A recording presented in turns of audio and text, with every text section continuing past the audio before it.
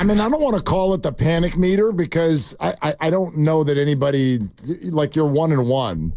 But if you're just joining us, obviously you know Christian McCaffrey's on IR. Now Deebo Samuel is going to miss at least the next 2 weeks with a calf strain. So how worried are you?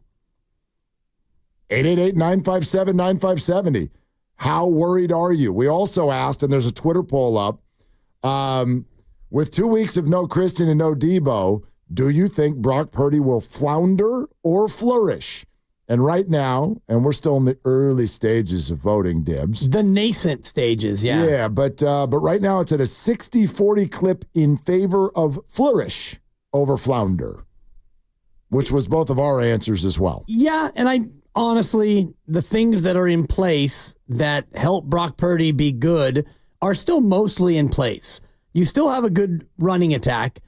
Jordan Mason is number 1 in the league in rush attempts right now. He's got 48 attempts. No one has more than that, which shows me that at least you're committed to running the ball. What, Mark? What's so funny? Well, I'm laughing because you actually came in here today and you were a little hot at the idea of and I'll leave names out of it, but others saying, why did you not give the ball to Jordan Mason more? Right. And he's leading the league in carries. Thank you. And this is where... So just that stat, I didn't know that. That made me laugh. I just looked at it earlier. He's got 48. Okay. And Josh Jacobs, shout out my fantasy team, he's got 48. Raymondre Stevenson, who we'll see in a couple of weeks, has got 46. And, yeah, nobody else is even close. Saquon's got 24. So if he gets 25 tonight, he'll be the leader in the NFL in total carries from scrimmage. So my point is, if you're Brock Purdy and you're wondering about flounder or flourish, Shanahan in the laminated play sheet, intact. Kittle, still there.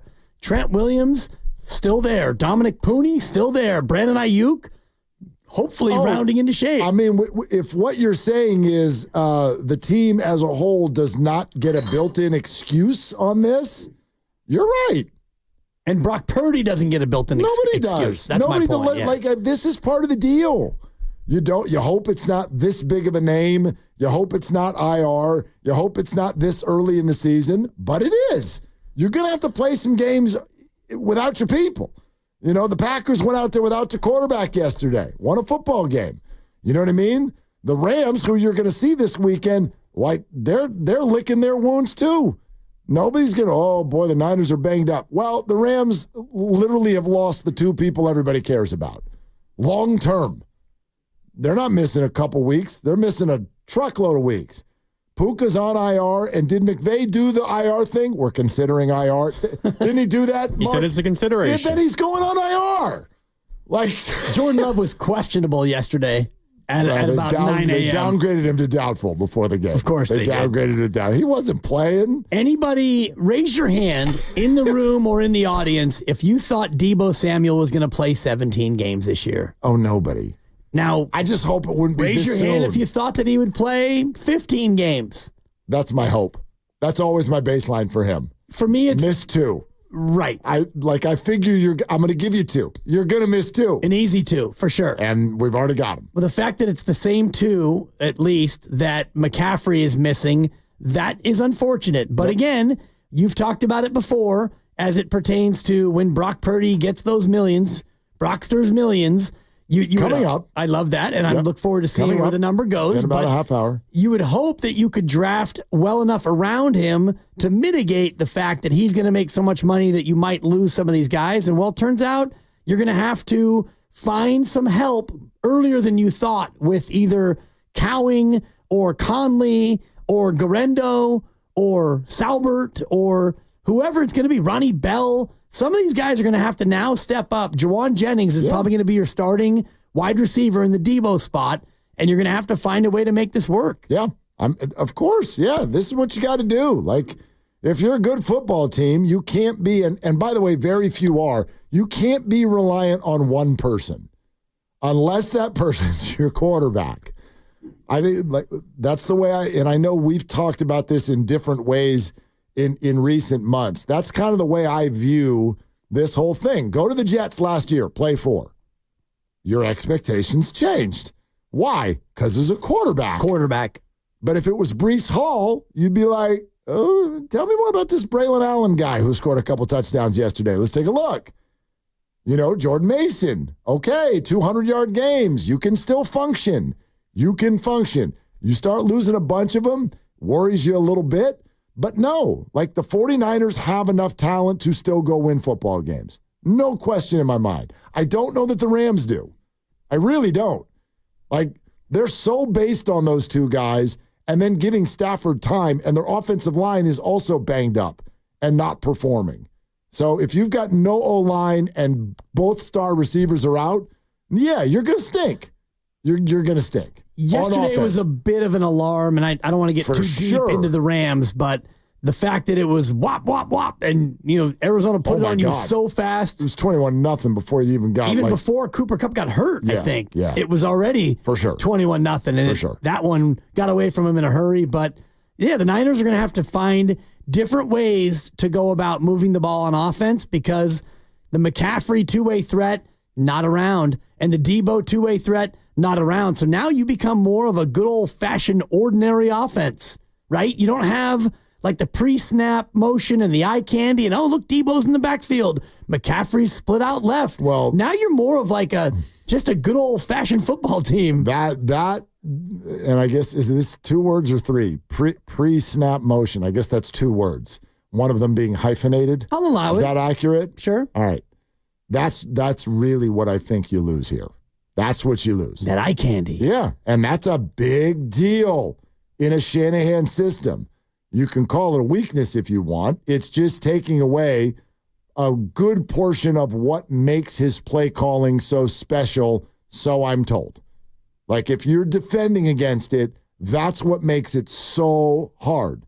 And they're going to not it's not like they will not have motion anymore, but it's not, as you're putting it, eye candy. It's not as frightening when those matchup difficulties that are caused by those two players are not there. It's positionless football. And think about it from a defensive coordinator standpoint when, you have a huddle and you've got McCaffrey and Deebo, Kittle and Juszczyk, and Brandon Ayuk as your 5 eligibles, so to speak.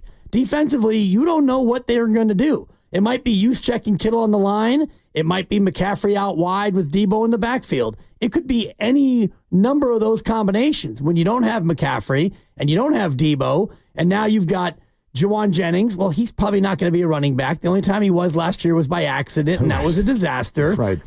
You're probably not going to throw to Salbert a lot, although they did a couple of times yesterday. Mm-hmm. You're not going to go jet sweep to Kittle. Ayuk doesn't run the ball much, so even just by formation, you become much more simplistic to defend against because in the huddle, if you recognize who the 5 eligibles are, you pretty much know what they're all going to be doing, right? For sure. And, my worry now is also for more injuries. But that's the thing. Well, you're losing your depth. Your depth is being challenged.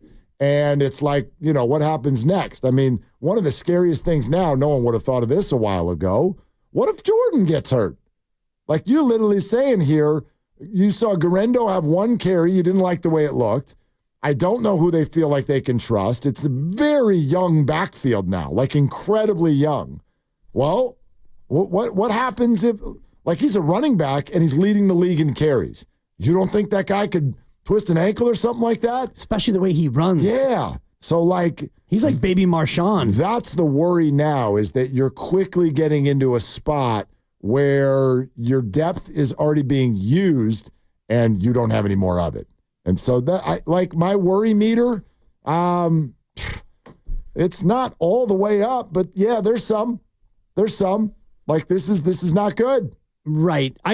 My worry meter would be probably at a 7.5, except for... Is it a scale of 10 or 100? 10. Okay, just 1 checking. to 10. Okay. 1 to 10. I'll put it at a 6. I was going to say it would be a 7.5, but the Rams are banged up, and the Patriots, I don't think, are that daunting. Because those are the 2 games upcoming, I would have it at about a 6. Yeah, I looked at the other side of the ball here. You know what I mean? Like the defense needs to be better than it was yesterday. And those are 2 teams that I feel like the defense, with no star receivers on the Rams and no quarterback to speak of on the Patriots, the defense should be able to do some things.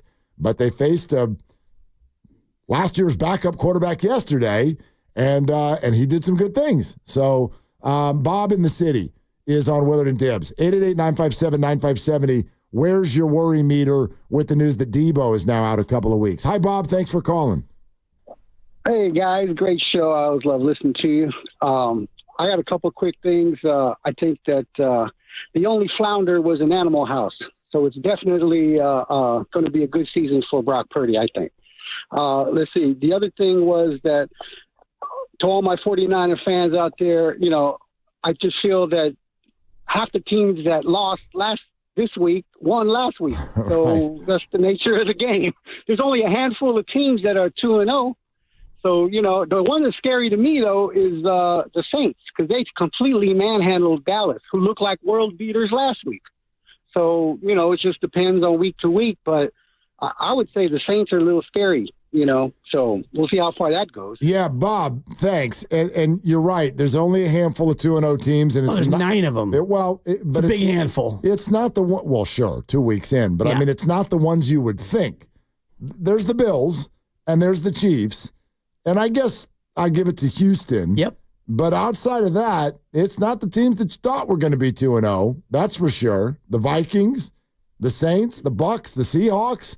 These are not the teams that you thought were going to be 2-0. I'm not going to be scared by the Saints yet.